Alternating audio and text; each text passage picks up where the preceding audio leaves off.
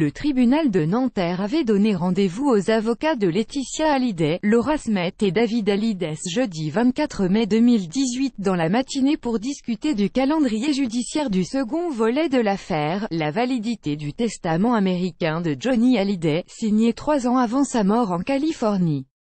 Au terme de cette courte audience, BFM TV faisait savoir que l'avocat de Laetitia Hallyday a refusé la médiation proposée par le juge avec les avocats de David Hallyday et Laura Smet. Aussi une première audience a-t-elle été fixée au 22 novembre. Dans un communiqué à l'AFP, Merdavand Amir Aslani, conseil de Laetitia Hallyday, tient à rétablir certaines vérités et à préciser les points suivants. Nous n'avons pas aujourd'hui refusé une médiation définitivement. L'intention de négocier de la partie adverse était un pur artifice de communication sans aucune proposition concrète, ce que nous déplorons.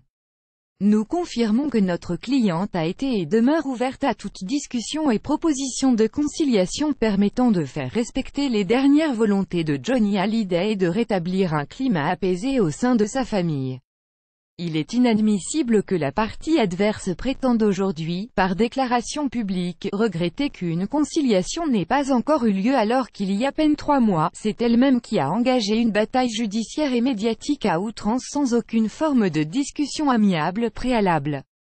Contrairement à ce que la partie adverse essaye de véhiculer, je rappelle que ma cliente est avant tout victime des procédures engagées et que sa seule préoccupation est de veiller au respect des dernières et très claires volontés de son défunt mari. Justement, auprès de l'AFP, la partie adverse ne retient plus ses coups.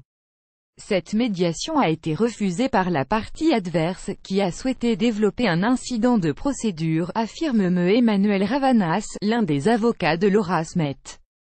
Par la volonté de la partie adverse, la procédure est destinée à durer sans doute de longs mois et de longues années. Volontairement, au début de cette procédure, nous avions modéré nos demandes de sorte que Laetitia et sa famille ne puissent en aucun cas souffrir d'une asphyxie financière comme il a pu être injustement dit. Très clairement aujourd'hui, par le refus très net, très sec de cette médiation, nous entrons dans une phase judiciaire nécessairement plus dure. Nous utiliserons l'ensemble de nos moyens pour pouvoir parvenir à nos fins.